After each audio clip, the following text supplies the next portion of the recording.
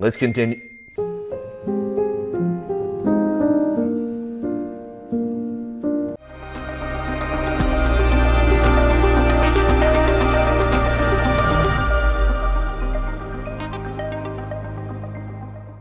Yo, no matter who you are, what you are doing, no matter what I do, where you're doing it, if it's fitness related, you should have somewhere that you're trying to get. You should know that, and the people that you're working with should also know that. no matter how hard I try. I've been rather vocal, and I've said to probably 100 people personally that, hey Andrew, why don't you have a coach? Go get a coach. And I will live and die by that. Nobody is going to care about you as much as you should or do care about yourself. The ones I love will always be the ones who pay. There are a couple of exclusions in the CrossFit space in particular, where I have seen the way that coaches and their athletes interact, and I understand why they're so closely connected. I see why the athlete would put all of that trust into that coach in particular. Coaches, I got a couple in the top of my head, and I also, as you guys know, have coaches that I do not think do that for or with their athletes. You guys can probably also guess who those people are. But when it comes to whether or not they care about you, and everyone should know, if you were to walk up to the people that coach you day after day after day, they should have an idea what it is they're coaching you towards, why you are in the affiliate. There's so much to tell. Some people, it's as simple as you just want to go there, and that's cool.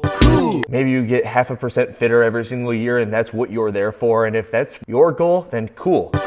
Not everybody needs to have some sort of specific freaking goal. It's not necessary by any means. But I do think that the coach and athlete relationship is very important. But I will always be there for you. No matter where you fall on the spectrum, from everyday gym goer to elite athlete, I will always be your friend. And I think that it's very important that both parties know why you're doing what you're doing. I say both parties, right? Only a friend, Peter Parker.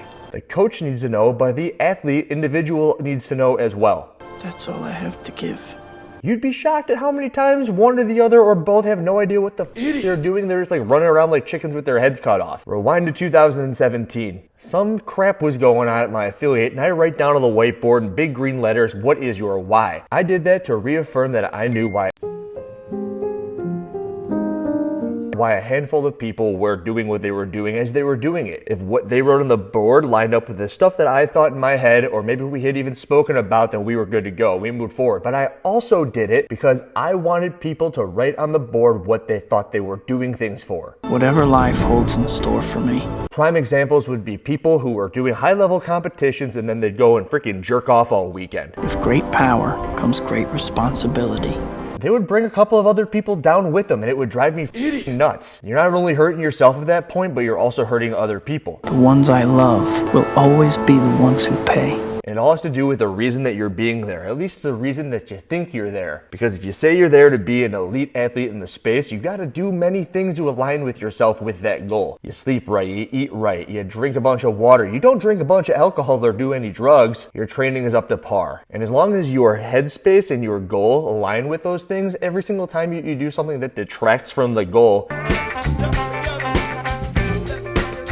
you need to be very cognizant of that thing. And that doesn't just go for the elite athletes either. That goes for the people who are just there to get fitter, because sometimes there's this fucked up thing, and I made a video about it, one of my first videos, in relation to handstand walking, handstand push-ups, handstand walking. If your goal is to do fitness, to live longer, be healthier, and there's a bunch of issues going on that don't allow you to handstand walk, but you're just trying to do it, you're beating your head against the wall to handstand walk, I don't really think that it's all that practical. Why do you want to handstand walk if your goal is to live longer, be healthier? Let's just say you're 66 years old and you can't put your arms over your head because you're freaking so locked up and you're like, oh, it's all muscle, I can't put my arms over my head. You want to be the beacon of wellness and health and fitness at the ages of 66 plus, but you're also forcing yourself to do things that your body can't do. Son, your ego is writing checks your body can't cash. Sometimes your goals aren't aligning with the things that you're saying, and then it is your job as the coach to say, hey buddy, it's either one thing or the other. And every time that you do something that works against that, very similar to the athlete who is elite and is drinking and also saying that they want to be elite, you need to be aware that the things that you're saying don't align with the thoughts or goals that you have. See what I did right there?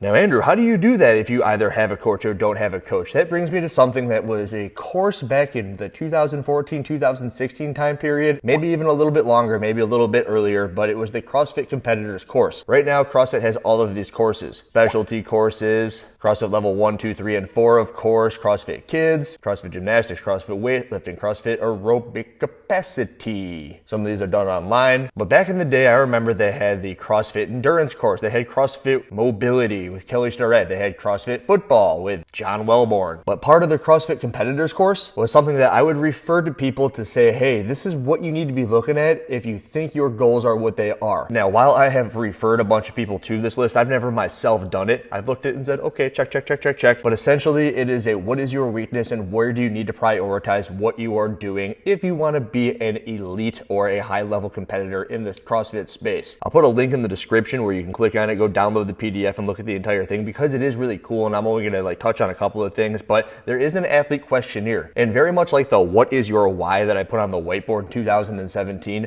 this gives yourself insight as to what it is you're doing while you're doing it, and it also gives your coach, who should care, That's all I have to give. and if they don't, tell them to right off what your goals are as well. So it asks for your name, it wants to know your height, your weight, your age, and your estimated body fat, which would make this something that'd be cool to do maybe every 6 to 12 months. I've never done it. This is my first time filling it out. It says, how many times have you done CrossFit? 8 years. 8 of these years, I could have had 8 different sheets like this. I could have filled it out every single time to see how I've ebbed and flowed throughout the years. What is your background? What are your nutrition habits? Have those changed? You can look at that year after year. Describe your sleeping habits. See how those have changed. See if those align with your goals. Maybe your coach can say, hey, Andrew, your sleep habits say that you have a couple of nights where you sleep 4 hours a night. Is that really aligning with being an elite athlete if you say you want to do that? And I would be, hey man, no, go to the bottom and look, it says right there, what are your goals? Number 1, be the world's fittest YouTuber. Number 2, win the gauntlet at the Wadapalooza. It's just Wadapalooza, you freaking idiot. 3, push Alexis, because Alexis has very high aspirations for her competitive endeavors as well. 4, be a good example, because I am trying to practice what I preach in this space, and if I don't do that, then I'm like, who the shit do I think I am? And then 5, be able to do more strict muscle ups than Sevan.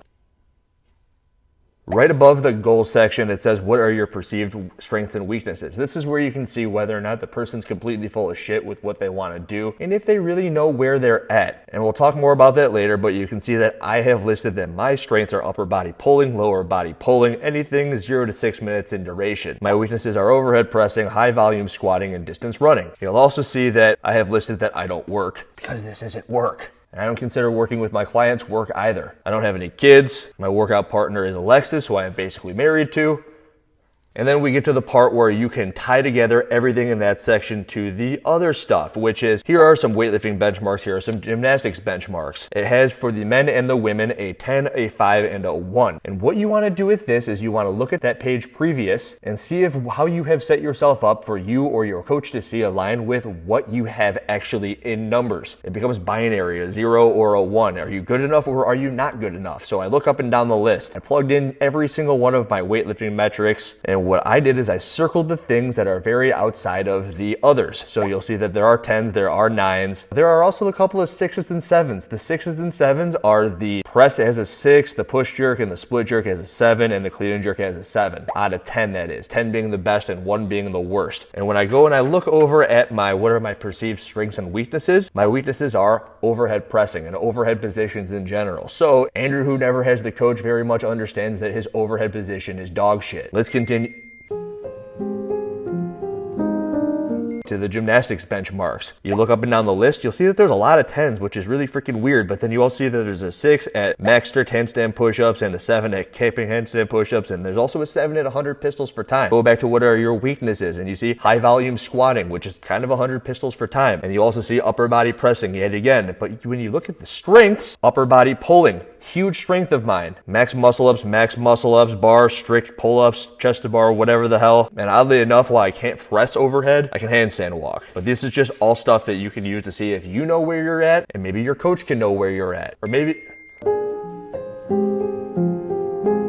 could give your coach potential to say, this is what it looks like, and this is why you are doing what you're doing, because we can clearly see what you're not so great at. On the next page, they have a couple of workout benchmarks, the monostructural benchmarks. The one that's really outside of the realm of the others for me is the 5K run, which is outside of my sweet spot time range of 0 to 6. At my tippy top shape, I could stretch that to 10 to 11 minutes, but as soon as I got 11 plus, it was like, ugh. Go on down to the CrossFit benchmarks, and you've got Diane as a 5, which to this point is the lowest until you see Murph with a vest as a 4. Nate is a 7. Filthy 50 is a 5. But the things that those have in common is high turnover of repetitions. They are a little bit longer in the time duration, so they're far outside of that 6. And a couple of them have high squatting or some running to them, which Andrew, if you want to be the best CrossFitter ever, you need to nail these things down. You got to go out and you got to do a whole bunch of work that is going to help your squat capacity. Not squatting strength, but your stamina within the movements themselves. That could probably also carry over into what you need to do with your upper body pressing. Yeah, there's some strength needed there, but it's not as important as your stamina within that itself. Which brings me to my favorite page, and it's just this circle. And on the circle, it goes from 1 to 10. 1 in the middle being you're absolutely shit at it, and then 10 on the outside being you're pretty freaking good at it. Strength, recovery, gymnastics, cardio, respiratory, weightlifting, stamina, mobility, flexibility, and mindset. I've given myself ranges on here because they ebb and flow depending on the time of the year, what I'm doing right now, even compared to where I was at my absolute best. And what I have is one spot as a 10, and I gave myself a 10 of the gymnastic skills compartment, department, the compartment, the